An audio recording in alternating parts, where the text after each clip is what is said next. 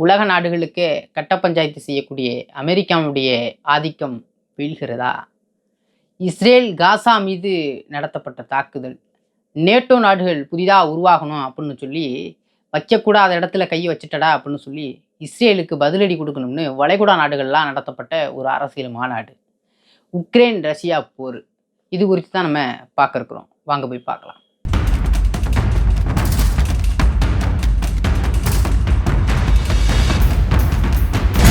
அனைவருக்கும் வணக்கம்.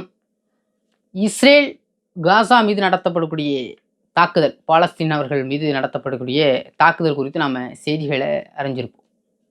அதில் என்ன உள் விவகாரம் அப்படின்னா, அது மிகப்பெரிய ஒரு அரசியல். அதை மிக எளிதாக நம்ம சொல்லிட முடியாது. அது குறித்து நம்ம பேசுவோம். அந்த இஸ்ரேல் காசாவுடைய அரசியல் தலைவர்கள் மீது ஒரு தாக்குதலை கத்தார் தலைநகரான தோஹாவில் நடத்தியிருக்கிறது. இதை பார்த்துக்கிட்டு சும்மா இருப்பாங்களா? கத்தார் நாடு என்ன பண்ணுருச்சு, வளைகுடா நாடுகள்லாம் ஒன்றிணைச்சு, இஸ்லாமிய நாடுகள்லாம் ஒன்றிணைச்சு ஒரு அரசியல் மாநாட்டை நடத்தியிருக்கிறாங்க. அந்த மாநாட்டில் ஒவ்வொரு நாடுகளும் ஒவ்வொரு கருத்துக்கள் சொல்லியிருந்தாலும் ஈராக் ஒன்று சொல்லியிருக்கிறது. எப்படி ஐரோப்பியர்களுக்கு நேட்டோ படை இருக்கிறோ அதுபோல் வளைகுடா நாட்டுக்கும் நேட்டோ படை ஒன்றை உருவாக்கணும் அப்படின்னு சொல்லியிருக்கு. இந்த நேட்டோ படையால் அமெரிக்காவுடைய ஆதிக்கம் வீழ்வதற்கும் வாய்ப்பு இருக்குது. இதனால் இஸ்ரேலுக்கு மிகப்பெரிய ஆபத்தை அதுவே கொண்டு வந்து வச்சுக்கிச்சுன்னு தன்னுடைய தலையில் தானே மண்ணள்ளி கொட்டிக்கிட்டது போல் இஸ்ரேல் இன்னைக்கு இப்படி ஒரு சிக்கலை சந்திச்சுக்கிட்டு இருக்கு. இஸ்ரேல் அப்படின்னோம்னா அது ஒரு சின்ன நாடு தான், 1,10,00,000 பேர் இருக்கக்கூடிய ஒரு நாடு தான். ஆனால் இந்த நாட்டை வளர்த்து விட்டது யாருன்னு பார்த்தா அமெரிக்கா தான். இஸ்ரேல் மிகச்சிறந்த உளவு படைகளை வச்சுருக்கோம் சொந்த நாட்டுக்குள்ளே. வெளிநாடுகளில் பல நாடுகளில் இஸ்ரேலுடைய உளவு படைகள் இருந்து மொசாட்டினுடைய அந்த உளவு பட பிரிவுகள் பல்வேறு வேலைகளை பார்க்கும். பல்வேறு அரசியல் கவிழ்ப்புகளில் அமெரிக்காவோடவே வேலை செய்யும். அமெரிக்காவுடைய ஒரு குட்டி குழந்தை, ஒரு சின்ன குழந்தை போல அமெரிக்காவுக்கு ஆதரவாக இந்த இஸ்ரேல் இருக்கிறது. அதாவது இந்த வரம் கொடுத்தவன் தலையிலேயே கை வைக்கிற கதை இருக்கு இல்லையா, அந்த மாதிரி இன்றைக்கு இஸ்ரேல் ஆதிக்கம் அமெரிக்காவுக்குள்ளேயும் நுழைஞ்சிருச்சோ அப்படின்ற தாக்கம் இருக்குது. வெளிப்படையாக பேசப்பட்டாலும் உள்ளளவில் அமெரிக்காக்குள்ளேயே இஸ்ரேல் வேவுகளை பார்க்க தொடங்கிருச்சு அப்படின்னு சொல்லி அமெரிக்காவே கூப்பிட்டு வச்சு மிரட்டியதெல்லாம் நமக்கு தெரியும். மொசாட் அப்படின்னு தெரிஞ்சுக்கிட்டோன்னாவே அவர்களுடைய சாதனைகள் பல்வேறு விதமாக இருக்கும். அவர்களுடைய உளவுகள்லாம் அவ்வளோ படுபயங்கரமாக இருக்கும். ஏன்னா ஹிட்லருடைய அந்த யூதர்களை குன்றுவிக்க துணையாக இருந்த ஒரு மறிந்து பல வருடங்களுக்கு பிறகு கண்டறிந்து கூட்டு போய் உலக நீதிமன்றங்கள் நிற்க வச்சு அதை தூக்கு தண்டனைக்கு ஏற்றிய சம்பவமெல்லாம் உண்மையிலேயே இன்றைக்கு நம்ம புகைப்படங்கள் வச்சுருக்கோம், பல்வேறு காணொலிகள் வச்சு நம்ம இது பண்ணுறோம். ஆனால் அன்றைய காலகட்டங்களில் ஒரு சில அடையாளங்களை மட்டுமே வச்சு கண்டறிந்ததெல்லாம் மொசாட்டினுடைய மிகச்சிறந்த இதுன்னே சொல்லுவோம். நம்ம உளவு பிரிவு அந்த அவனுடைய திறமைகள்லாம் நம்ம எடை முடியாது. ஆனால் அவர்கள் செய்த ஒரு சின்ன ஒரு செயலால் வைக்கக்கூடாத இடத்துல கால் வச்சுட்டோம் அவ்வளோதான் அப்படின்ற மாதிரி கத்தாரில் இந்த இஸ்ரேல் போர் நடத்திக்கிட்டு இருக்கு இல்லையா பாலஸ்தீனில், அங்குள்ள ஹமாஸ் அரசியல் தலைவர்களை கூப்பிட்டு வச்சு பேச்சுவார்த்தை நடத்தி போரை முடிவுக்கு கொண்டு வரணும் அப்படின்னு சொல்லி கத்தார் முடிவெடுத்து கத்தாருக்கு வர வச்சு கத்தாருடைய தலைநகர் தோஹாவில் தங்க வைக்கப்பட்டிருக்காங்க. இந்த இடங்களில் இஸ்ரேல் சும்மா இல்லாமல் வாள் எனக்கு பெருசாக இருக்குன்ற மாதிரி வாழை கொண்டு போய் அங்கே நீட்ட இது இவ்வளோ பெரிய சிக்கலாக இருக்குது. என்னடா அப்படின்னா, அவர்கள் தங்கியிருந்த துல்லியமான தாக்குதல் இஸ்ரேல் செய்யும் அப்படின்றாங்க சொல்லுவாங்க. ஏன்னா இப்போ இடையில கூட ஈரான் மீது தாக்குதல் நடத்தப்பட்டது, இந்த ஆளில்லா இடங்களில் துப்பாக்கி வச்சு கொன்ற இந்த சம்பவங்கள்லாம் நம்ம பார்க்க முடிஞ்சுது. அது என்ன பண்ணிருச்சு அப்படின்னா, கரெக்டாக துல்லியமான ஒரு சில தகவலை வச்சு தாக்குதல் நடத்தணும்னு இஸ்ரேலே ஒத்துக்குச்சு. இந்த ஹமாஸ் அரசியல் தலைவர்களை தாக்குதல் நடத்தி ஒரு பங்களாவில் வச்சுருந்தாங்க, அவங்கள கொலை செய்திருச்சு. இதனால் என்ன முடிவெடுத்துச்சு கத்தார்னா, எங்களுடைய நாட்டுக்குள்ளே நாங்கள் தங்க வச்சுருந்த ஒருவரை நீங்கள் எப்படி தாக்குதல் நடத்தி கொண்டீங்க, நாங்கள் இந்த போரை முடிவுக்கு கொண்டு வரதான் முடிவு செய்தோம். ஆனால் இஸ்ரேல் இது போன்ற செயல்களை செஞ்சுருக்கிறது வன்மையான கண்டனங்கள், இதை அமெரிக்கா கேட்கணும் அப்படின்னு சொல்லிச்சு. ஏன்னா ஏன் அமெரிக்கா கேட்கணும்னா, அமெரிக்காவுக்கு பல்வேறு உதவிகளை கத்தார் செய்துக்கிட்டு இருக்கு. ஏன்னா கத்தார் இந்த அமெரிக்கா இராணுவ தடவாளங்களை வைப்பதற்கெல்லாம் பல்வேறு இடங்களில் பல்வேறு உதவிகளை கத்தார் செய்திருக்கிறது.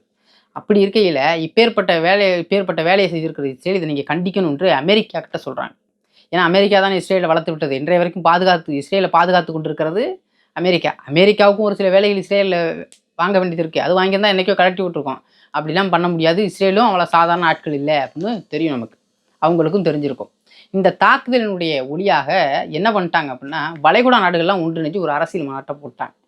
அந்த மாநாட்டில் ஈராக்கினுடைய அதிபர் பேசுனது தான் மிகப்பெரிய இதாக இருக்குது. என்னென்னா, ஐரோப்பிய நாடுகளில் எப்படி நேட்டோ படைகள் ஒன்று வச்சுருக்காங்களோ அதுபோல் வளைகுடா நாடுகளான நமக்கும் ஒரு நேட்டோ படை வேண்டும் அப்படின்னு சொல்கிறாங்க. இந்த நேட்டோ படை அப்படின்னா என்ன நமக்கு தெரிஞ்சுக்கணும் இல்லையா? இந்த நேட்டோ படையால் தான் உக்ரைன் ரஷ்யா போர் தொடங்குச்சு அப்படின்னு சொன்னாலும் உங்களால் நம்ப முடியுமான்னு தெரியாது, சொல்கிறேன். 1991 ரஷ்யாவிடமிருந்து விடுதலை பெற்று தனி நாடாக அங்கீகரிக்கப்பட்டது உக்ரைன். இந்த உக்ரைன் நாடு கொஞ்ச நாள் நல்லா தான் இருந்தது. இங்கே எப்படி நடிகர் விஜய் அவர்கள் நானும் அரசியலுக்கு வர்றேன் அப்படின்னு சொல்லி இந்த மக்கள் ஓட்டு போட்டு ஜெயிக்க வச்சாங்கன்னா எப்படி கூத்தாகன்றதை உக்ரைனை பார்த்து தெரிஞ்சுக்கலாம். அப்படி அங்கே ஒரு பிரபல நடிகராக இருந்தவர் தான் ஜெலன்ஸ்கின்னு நினைக்கிறேன். அவரோட பேர் சரியாக எனக்கு வரலை. அவர் நடிச்சுக்கிட்டு இருந்தார் ஒரு வெப் சீரிஸில், அதிபர்னு ஏதோ ஒரு வெப் சீரிஸ்னு சொல்லுவாங்க. அது நல்லா டிவிகளில் பிரபலமாக, ஆஹா இவ்வளோ அழகாக நடிக்கிறாரே, இவரே நம்ம அதிபராக்கிறோம்னு அந்த நாட்டுடைய அதிபராக மாற்றிட்டாங்க அந்த மக்கள். அதனுடைய விளைவு கூத்தாடி வேலை தூக்கி கொண்டு மேலே வச்சோம்னா என்ன ஆகுன்ற விளைவை உக்ரைன் மக்கள் இன்றைக்கி அனுபவிச்சுக்கிட்டு இருக்காங்க. என்னென்னா, இவர் சும்மா இல்லாமல் அமெரிக்காவுடைய பேச்சை கேட்டுக்கிட்டு நேட்டோ படையில் போய் சேர்றேன் அப்படின்னு ஸ்டேட்மெண்ட்டை விடுறாரு. இதை பார்த்துக்கிட்டு சும்மா இருக்குமா ரஷ்யா?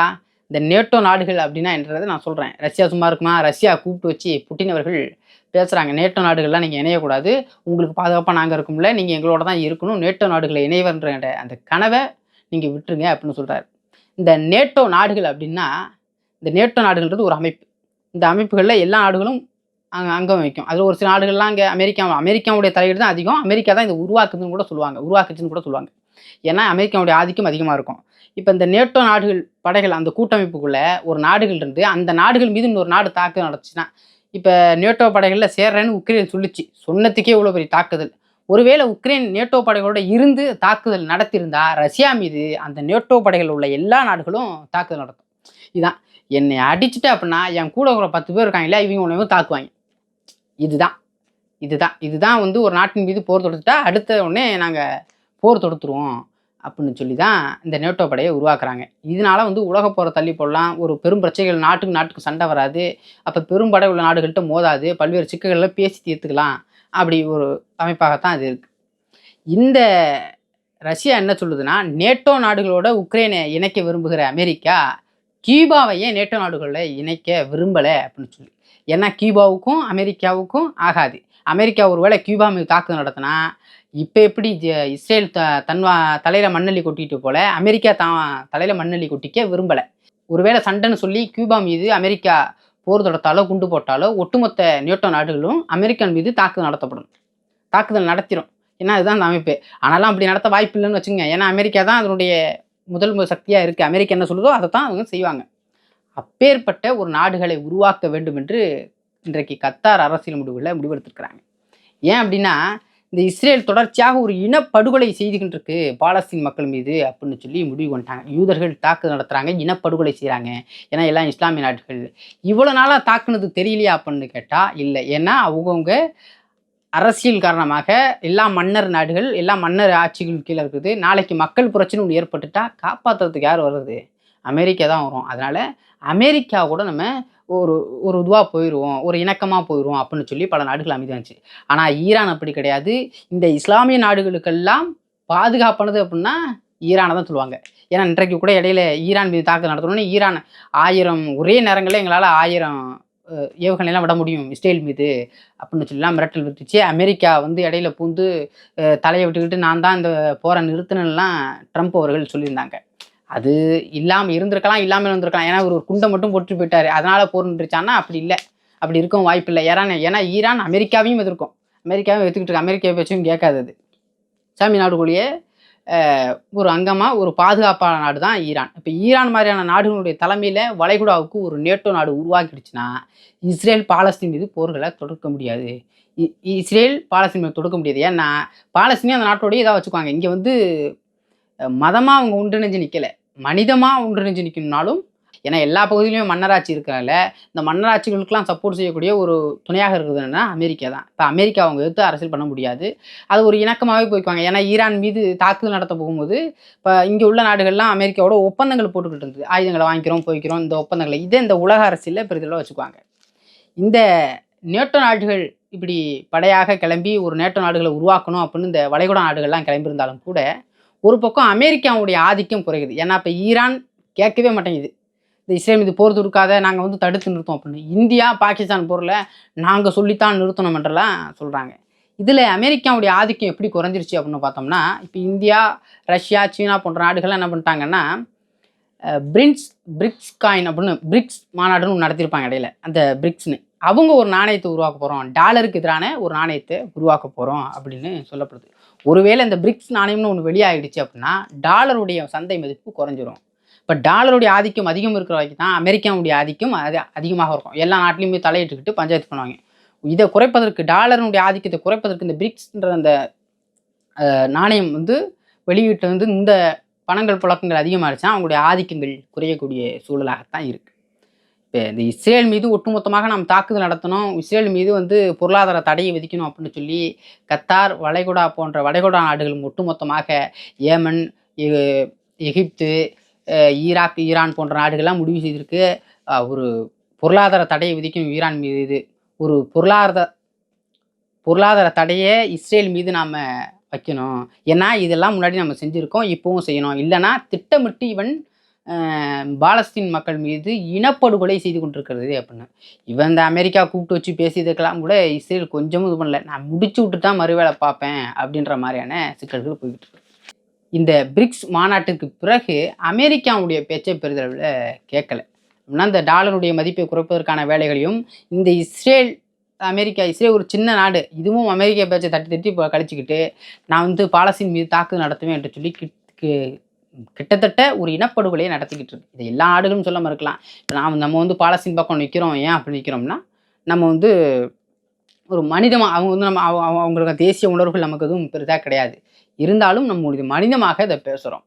நமக்கு எப்படி அமெரிக்காவுக்கு எப்படி இஸ்ரேல் இருக்கிறதோ அப்படி ஒருவேளை தமிழீழ கனவு இங்கே நிறைவேற்றப்பட்டிருந்தால் இந்தியாவுக்கு இஸ்ரேல் போல எப்படி அமெரிக்காவுக்கு இஸ்ரேல் இருப்பது போல இந்தியாவிற்கு தமிழீழம் ஒரு நாடாக பிரமாதமாக நமக்கு பாதுகாப்பாக இருந்திருக்கும். இல்லைனா இன்றைக்கி வந்து இப்போ இருக்கிற சூழலில் சீனா வந்து இலங்கையில் வந்து நங்கூரமிட்டு இராணுவ படைகளை இறக்கி வச்சு எந்த நேரமும் அப்படின்ற சூழலில் இந்தியாவை அச்சுறுத்து இருக்கக்கூடிய நிலை உருவாகியிருக்காது. இன்னும் பல்வேறு உலக அரசியல் செய்திகளை நாம் பார்ப்போம்.